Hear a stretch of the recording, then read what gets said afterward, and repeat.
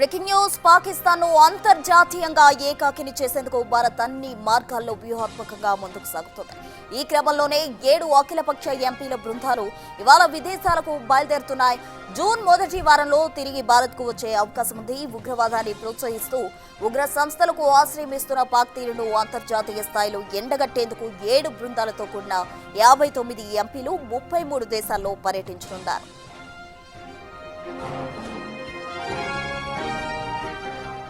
వివిధ పార్టీలకు చెందిన ఎంపీలు మాజీ ఎంపీలతో 7 బృందాలు ఏర్పాటు చేయగా వాటిలో 3ంటితో సమావేశమయ్యారు. విదేశాంగ కార్యదర్శి విక్రమ్ మిశ్రీ, జేడీయూ నేత సంజయ్ ఝా, అలాగే శివసేన నేత శ్రీకాంత్ సిండే, డీఎంకే నాయకురాలు కనిమెల్లి నాయకత్వం వహిస్తున్న బృందాల ప్రతినిధులతో మిశ్రీ ఈ భేటీ నిర్వహించారు. ఉగ్రవాదంపై పోరాటానికి ప్రపంచ దేశాలు ఏకతాటిపైకి రావాలన్న సందేశంతో పాకిస్తాన్పై దౌత్య పోరాటాన్ని ఉధృతం చేయనుంది భారత్. ఉగ్రవాద కార్యకలాపాలకు పాకిస్తాన్ ఏ విధంగా మద్దతు పలుకుతోందనే విషయాన్ని ఆపరేషన్ సింధుతో ఉగ్రవాదంపై భారత్ జరిపిన పోరాటాన్ని పలు ఆధారాల ద్వారా విదేశాలకు వివరించనున్నట్టు సమాచారం.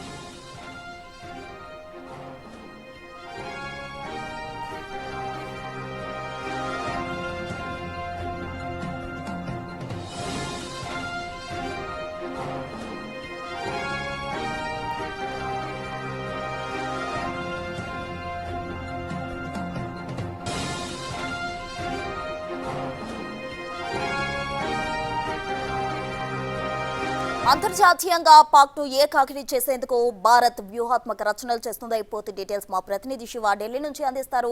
శివ, చెప్పండి. అయితే మొత్తం ఎంపీలను కూడా విదేశాలకు పంపే విధంగా కూడా కేంద్రం నిర్ణయాలు తీసుకుంటోంది. భారత్ లో ఉన్న ఎంపీలందరినీ కూడా కొన్ని బృందాలుగా కూడా ఏర్పాటు చేయడం జరిగింది. ఆ డీటెయిల్స్ ఏంటి? పెహల్గామ్ లో దాడి జరిగింది, ఉగ్రవాదుల దాడి జరిగిన తర్వాత ఆపరేషన్ సింధూర్ చేపట్టింది భారత ప్రభుత్వం. దానిలో భాగంగా పాకిస్తాన్ పై దౌత్య యుద్ధానికి భారత ప్రభుత్వం సిద్దమైందని ప్రధానంగా చెప్పాలి. దానిలో భాగంగా ప్రపంచ దేశాలు పర్యటించి పాకిస్తాన్ వ్యవహరిస్తున్న తీరు, పాకిస్తాన్ ను ఏ విధంగా ఉగ్రవాదాన్ని పెంచి పోషిస్తుంది, దాన్ని పెంచి పోషించి ప్రత్యర్థి దేశాల మీద ఏ విధంగా ఉసుగొలుపుతోంది, దాని ద్వారా ఎంత నష్టపోతున్నారో ప్రత్యర్థి దేశాల వాళ్ళు అనే అంశాలను ప్రపంచ దేశాలకు వివరించేందుకు ఆల్ పార్టీ సంబంధించిన అఖిలపక్ష ఎంపీలందరినీ కూడా 7 బృందాలుగా ఏర్పాటు చేసి దాంట్లో దౌత్యవేత్తలు ఉంటారు. మరోవైపు వివిధ పార్టీలకు సంబంధించి, అంటే కేవలం ఒక బీజేపీ పార్టీకి సంబంధించిన వారు కాదు, అఖిలపక్ష అన్ని పార్టీలకు సంబంధించిన సీనియర్ ఎంపీలు దీనికి ప్రాతినిధ్యం వహిస్తారు. 7 బృందాలకు ఒక్కొక్క బృందంలో 7 నుంచి 8 మంది ఎంపీలు ఉంటారు. టీడీపీ గానీ, వైసీపీ, అలాగే జనసేన, ఇటు తెలుగు రాష్ట్రాలకు సంబంధించి, మరోవైపు ఇతర రాష్ట్రాల్లో ఉన్న పార్టీలకు సంబంధించి డీఎంకే కనిబడి ఒక బృందానికి ప్రాతినిధ్యం వహించబోతున్నారు. సంజయ్ కుమార్ ఝా ఈయన కూడా ఒక బృందానికి ప్రాతినిధ్యంగా వహించబోతున్నారు. శశితూర్ కాంగ్రెస్ సీనియర్ ఎంపీ, మరోవైపు ఏక్నాథ్ షిండే కుమారుడు శ్రీకాంత్ షిండే కూడా ఒక బృందానికి ప్రాతినిధ్యం వహించబోతున్నారు.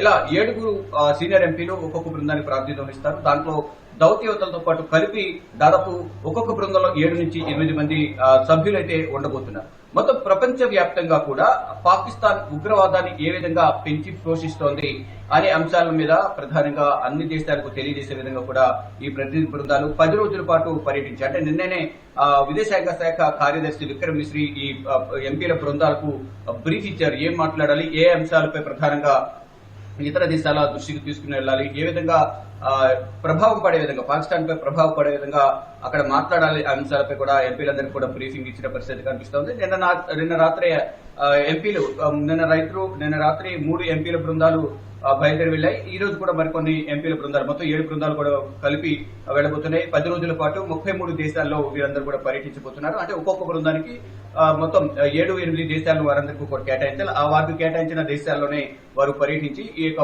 పాకిస్తాన్ యొక్క సిచ్యువేషన్ ఏంటి, ఉగ్రవాదాన్ని ఏ విధంగా పెంచి పోషిస్తుంది, ఏ విధంగా దాడులు చేస్తున్నారనేది కూడా ప్రధానంగా వివరించబోతున్నారు. అంటే ఏదైతే అంతర్జాతీయ స్థాయిలో ఉగ్రవాదుల దాడిలో పాకిస్తాన్ ప్రమేయం గాని, పెహల్గామ్ దాడి, ఆపరేషన్ సింధూర్, దాని తర్వాత పరిణామాలు, సింధూర్ లక్ష్యాలు, అంతర్జాతీయ స్థాయిలో పాక్ను ఏ అంశాలపై దెబ్బ కొట్టాలి అనే అంశాలకు సంబంధించి ప్రధానంగా వారందరూ కూడా వివిధ దేశాలకు వివరించబోతున్న పరిస్థితి కనిపిస్తా ఉంది.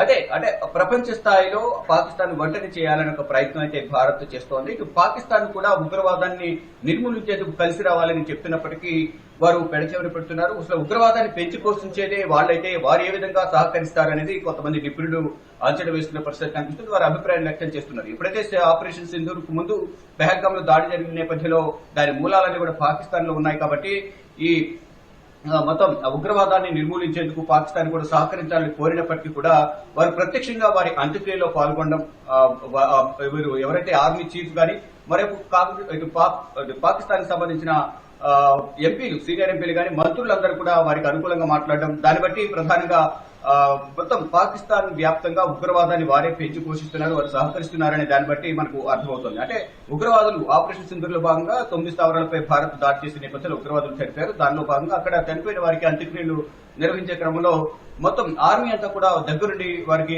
ప్రభుత్వ లాంఛనాలతో అంత్యక్రియలు, దహన సంస్కారాలు అన్ని దగ్గరుండి కూడా నిర్వహించిన పరిస్థితి కనిపిస్తోంది. దీన్ని బట్టి ప్రపంచం ఇప్పటికే అర్థం చేసుకుంది పాకిస్తానే దగ్గరుండి ఉగ్రవాదాన్ని పెంచి పోషిస్తోందని.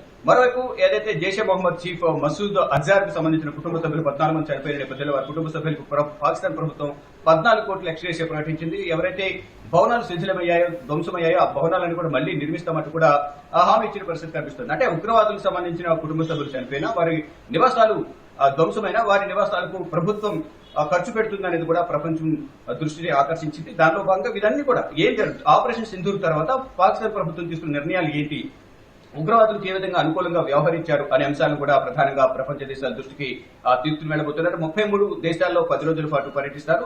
జూన్ మొదటి వారంలో మళ్ళీ వారు తిరిగి వస్తారు. అక్కడ ఏం జరిగింది ఏంటనేది కూడా ఎప్పటికప్పుడు మీడియాకు ఒక ప్రకటన అనేది కేంద్ర ప్రభుత్వం విడుదల చేస్తుంది.